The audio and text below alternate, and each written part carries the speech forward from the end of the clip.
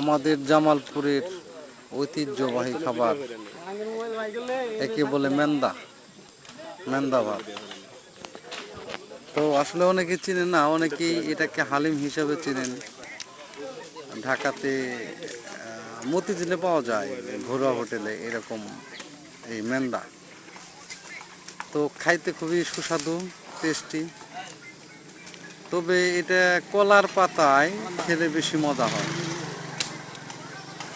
এখন কলা পাতার প্রচলনটা নেই, আর কলা পাতা ছাড়া এটা আসলেই খেতে তেমন একটা তৃপ্তি আসে না। পারলে আপনারাও রান্না করিয়েন, খুব ভালো একটা খাবার। ভালো আছেন?